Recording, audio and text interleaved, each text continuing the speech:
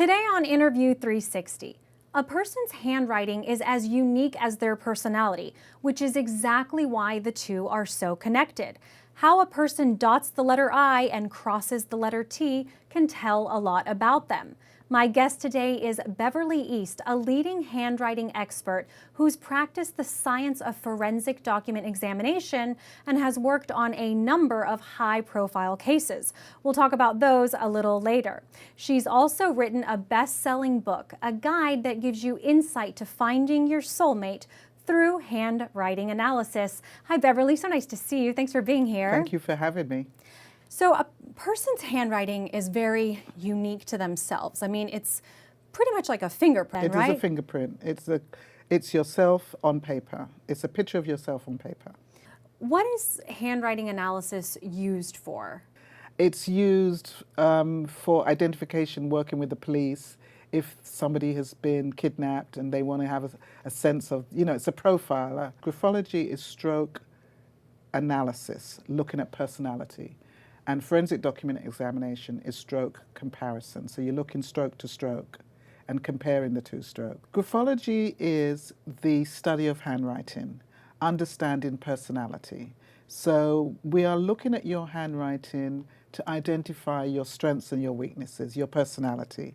So also graphology is a science based on over 60 years of research. And that's why it's used a lot in Europe as a tool for recruitment, because it's a way to identify the strengths and the skills that is needed for a specific position. And what are some of the things that you can tell about a person through analyzing their handwriting? It's easy to say what you can't tell. You cannot tell race, age, or gender.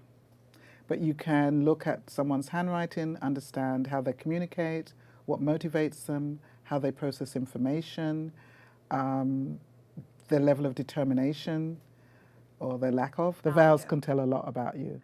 So the I dots close to the stem shows good attention for detail. Further away from the stem. So the higher that you dot your I, less attention for detail. Less attention to detail. And close to the I stem, close attention to detail. For instance, the O's and the A's. A closed O will mean a closed communicator. An open O will mean an open communicator. If there's loops, too many loops, or congestion inside the letter, it tells you all kinds of... Somebody who writes big loopy letters versus somebody small, yeah, they're going to be on opposite ends of the spectrum, exactly. Complete different personalities. Left or right brain. Okay. So the left brain will be vertical and small handwriting. The right brain will be slanted to the right with bigger, loopy, as you say, handwriting. So the bigger your handwriting is, the more it shows how outgoing you are. Small handwriting is a misconception. Small handwriting, they think you're stingy, which is not true. Small handwriting means good level of concentration. Okay. So you want your bookkeepers, your accountants, your stockholders, stock accounting people to have that small handwriting. And you want your marketing people and your sales people and your moving around people to have the larger handwriting. I never knew that the letter T can actually tell a lot about you. Yes, I always say the T tells all. So the higher you cross your T's, the higher the goals you set for yourself. The lower you cross your T's, the lower the goals you set for yourself. T-bars that go upwards shows optimism. T-bars that cross on the back side of the stem shows procrastination. So if you go for an interview and you are lying through your teeth that, oh yeah, I can do this, and I can see procrastination, that's going to come up in your report. When you are analyzing somebody's handwriting, what is it that you're actually looking for in the analysis? So it's a combination of things that we look at. So it's not one characteristic by itself. We combine everything. It's like when you're baking a cake. You can't just put the flour in and think it's going to bake the cake. You have to put everything in it to make the cake. So it's the same thing with handwriting. We're looking at all the characteristics that combine to make that personality. I notice that my handwriting changes with my mood, so I don't always write the same. Is that something that's really normal? It's normal because we're not machines, it's supposed to change. Your handwriting is supposed to change. It represents you every time. It's a true representation. It's a true representation. You are supposed to have different temperaments And if you don't, then something is kind of off. Okay, so I know that I'm normal You're now. normal. That's You're good normal. to know. Can you show me? You brought what is this So device? this is like my mini lab. I've got other magnifications that I use, but this is my mini lab. So it's attached to a laptop, so you can see it on the screen, and then we put it over, and then we can see it for 40 times bigger than it is. So it actually shows like the imprint. Sometimes somebody has signed something, but you can see underneath it. It shows everything. Interesting. Yes. And then I was going to ask you, so people who are very high achieving, somebody like Oprah Winfrey or a president of the country or a doctor, then do they all write in a similar style? No. No. No. The style would basically on their age. The style of writing were based, where were they taught to school? Where were they taught to write in school? So for instance, so if we looked at Gandhi's handwriting, he would have come out of India under the British rule. So he would have had the style that the British people were using at this time, as opposed to an American person. And you also analyzed the signature of the royal couple, Prince William and Kate Middleton, the Duchess of Cambridge. So I think when I looked at Kate's handwriting signature, it veered to the right, so she's more responsive and outgoing, as opposed to William, who is vertical. But that could also be part of the way he's been raised as a royal, to be, you know, proper and whatever. But I did see also in his signature where there were moderate sizes of letters. So that means he's more in the here and now, where she's looking at the global picture. Sometimes people ask me, what's the difference between what we were talking about earlier as graphology and what we're talking about now? Separate sciences. Okay. I just happen to have studied both. So looking at both, you cannot use graphology in court to testify. It would be totally thrown out. You have to only use forensic document examination. And to be honest with you, you cannot use graphology to arrive at opinion, because if you're using personality, you can't say if a document is forged. How did you get into this line of work? Oh, I got into this line of work totally by accident. I applied for a position in London.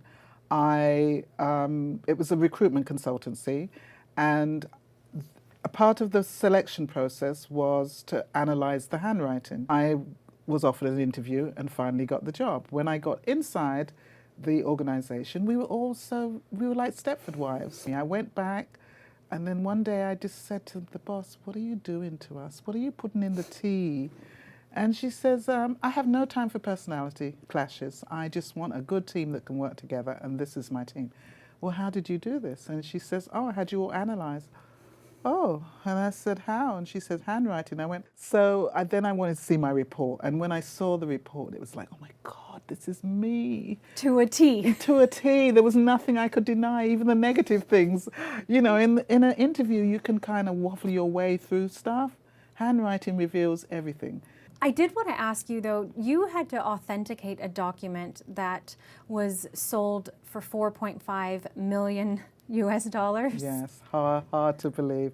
It was a series of documents, and what I've learned over my years of working is that when people come to you with a crazy story, listen to them, because it sounded like a crazy story. And what it was a butterfly collection that was in somebody's home. So when he called me, he wanted me to come to his home to look at a butterfly collection.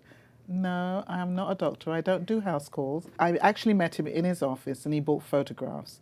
As we were going through the examination, which was months and months and months, and he was getting more, you know, hyped up about the whole thing, because what I had to do was to identify that the collection had been documented by Wallace, who is Darwin's best friend, the explorer.